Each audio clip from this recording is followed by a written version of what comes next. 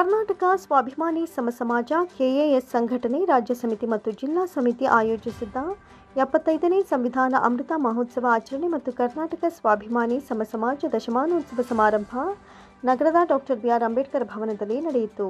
Doctor B R Ambedkar ಅವರ ಭಾವಚಿತ್ರಕ್ಕೆ ಸಚಿವರು ಮತ್ತು ಶಾಸಕ ರವಿಕುಮಾರ್ ಗಣಿಗ ಮತ್ತು ದಿನೇಶ್ ಗೂಳಿಗೌಡ ಹಾಗೂ ಕಾಂಗ್ರೆಸ್ ನಾಯಕ ಸ್ಟಾರ್ ಚಂದ್ರು ಸೇರಿದಂತೆ ಹಲವರು ಪುಷ್ಪಾರ್ಚನೆ ಮಾಡಿ ಗೌರವ ಸಮರ್ಪಿಸಿದರು. ಈ ಸಂದರ್ಭದಲ್ಲಿ ಮಾತನಾಡಿದ ಕೃಷಿ ಮತ್ತು ಜಿಲ್ಲಾ ಉಸ್ತುವಾರಿ ಸಚಿವ ಎನ್ ಚಲುವರಾಯಸ್ವಾಮಿ, ಸಮಾಜದ ಹಿತದೃಷ್ಟಿಯಿಂದ ನಾವು ಸಾರ್ವಜನಿಕರನ್ನ, ಮಹಿಳೆಯರನ್ನ, ಯುವಕರನ್ನ ಭಾರತ ದೇಶದ ಇತಿಹಾಸದತ್ತ ತಿರುಗಿಸಬೇಕಿದೆ. ನಮ್ಮ ಕಾಲ ಮುಗಿಯುತ್ತಾ ಬಂದಿದೆ. ನಮ್ಮ ಹಿಂದೆ ಬರುವಂತಹ ಹೊಸ ಪೀಳಿಗೆ ಸಂವಿಧಾನದ ಪ್ರಜ್ಞೆ ಹೆಚ್ಚಿಸಿಕೊಳ್ಳಬೇಕೆಂದು ಸಲಹೆ ನೀಡಿದರು. ಈ ದೇಶದ ಸಂವಿಧಾನ ಬಹುಶಃ ಎಲ್ಲ ಗ್ರಂಥಗಳಿಗಿಂತಲೂ ಶ್ರೇಷ್ಠವಾಗಿದೆ ಅಂತ ಪ್ರಜ್ಞಾವಂತರು ಹೇಳಿದ್ದಾರೆ. ಇದನ್ನು ಉಳಿಸಿಕೊಳ್ಳುವ ಜವಾಬ್ದಾರಿ ಎಲ್ಲರ ಮೇಲಿದೆ. ಯಾಕಂದ್ರೆ ಪ್ರತಿಯೊಬ್ಬ ನಾಗರಿಕರಿಗೂ ಶಕ್ತಿ ತುಂಬುವ ಗ್ರಂಥ ಸಂವಿಧಾನವಾಗಿದೆ ಎಂದರು. ಸಮಾಜದ ಹಿತದೃಷ್ಟಿಯಿಂದ ನಾವು ಸಾರ್ವಜನಿಕರನ್ನ, ಮಹಿಳೆಯರನ್ನ, ಯುವಕರನ್ನ ಸ್ವಲ್ಪ ಭಾರತ ದೇಶದ ಇತಿಹಾಸದ ಕಡೆ ತಿರುಗಿಸ್ತಾ ಇದ್ದರೆ ಮುಂದೊಂದು ದಿವಸ ನಮ್ಮ ಕಾಲ ಮುಗಿತಾ ಬರುತ್ತೆ. ನಮ್ಮ ಹಿಂದೆ ಬರ್ತಕ್ಕಂಥ ಹೊಸ ಪೀಳಿಗೆಗಳಿಗೆ ಅನಾಹುತ ಕಾದಿದೆ ಅನ್ನೋದನ್ನು ನಾವೆಲ್ಲರೂ ಅರ್ಥ ಮಾಡ್ಕೋಬೇಕಾಗುತ್ತೆ. ಈ ದೇಶದ ಸಂವಿಧಾನ ಬಹಳ ಮುಖ್ಯ. ಬಹುಶಃ ಎಲ್ಲ ಗ್ರಂಥಗಳಿಗಿಂತ ಶ್ರೇಷ್ಠ ಅಂತೇಳಿ ಅನೇಕ ತಿಳಿದವರು ಹೇಳ್ತಾರೆ. ಕಾರಣ ಇದು ದಲಿತರಿಗೆ ಅನ್ನೋದು ಮಹಾ ತಪ್ಪು. ಪ್ರತಿಯೊಬ್ಬ ಈ ನಾಡಿನ ವ್ಯಕ್ತಿಗೆ ಸಂವಿಧಾನ ಎಲ್ಲ ಥರದ ಶಕ್ತಿಯನ್ನು ತುಂಬಿದೆ. ಅದೇನಾಗುತ್ತೆ, ಅಂಬೇಡ್ಕರ್ ಅವರ ಅಧ್ಯಕ್ಷರಾಯಿತು ಒಂದು ಆಕರಣಕ್ಕೆ ಇದು ದಲಿತರು ಅನ್ನೋದು ತಪ್ಪು. ಅವತ್ತಿನ ಕಾಲದಲ್ಲಿ ಮಹಾತ್ಮ ಗಾಂಧಿಯರ ನಾಯಕತ್ವದಲ್ಲಿ ಸ್ವತಂತ್ರವನ್ನು ತಂದುಕೊಟ್ಟಂತ ನಂತರ ಆಡಳಿತದ ವ್ಯವಸ್ಥೆ ಪ್ರಾರಂಭ ಆದಾಗ ಅಂಬೇಡ್ಕರ್ ಅವರು ಶ್ರಮಜೀವಿ, ಬುದ್ಧಿವಂತರು,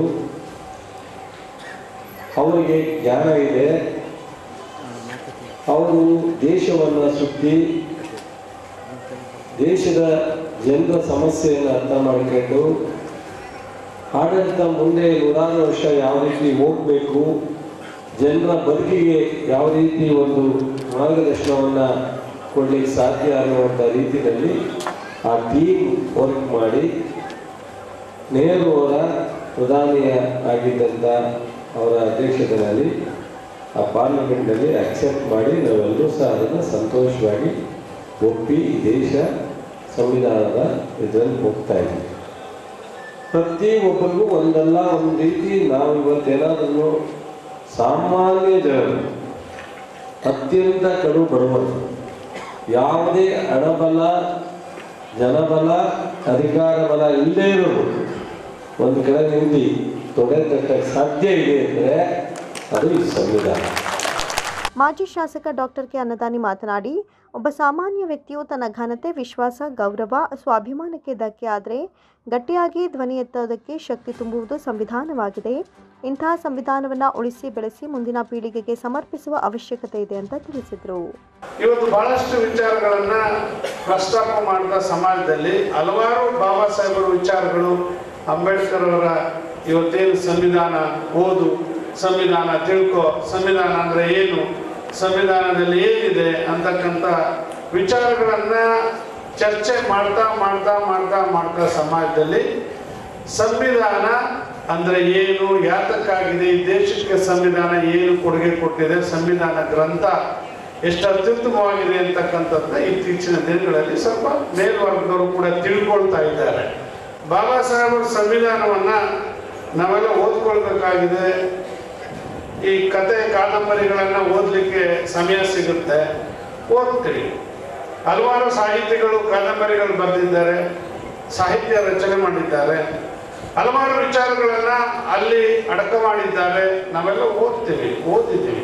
ಅದಕ್ಕಿಂತ ಹೆಚ್ಚಾಗಿ ನಮ್ಮನ್ನ ರಕ್ಷಣೆ ಮಾಡಿರ್ತಕ್ಕಂಥ, ನಮಗೆ ರಕ್ಷಣೆ ಕೊಟ್ಟಿರ್ತಕ್ಕಂಥ ನಮ್ಮ ಬದುಕನ್ನ ಬದಲಾವಣೆ ಮಾಡಿರ್ತಕ್ಕಂಥ ಸಂವಿಧಾನವನ್ನ ನಾವೆಲ್ಲರೂ ಕೂಡ ಓದಬೇಕು ಅಂತಕ್ಕಂಥದ್ದು ಬಹಳ ಮುಖ್ಯವಾಗಿದೆ.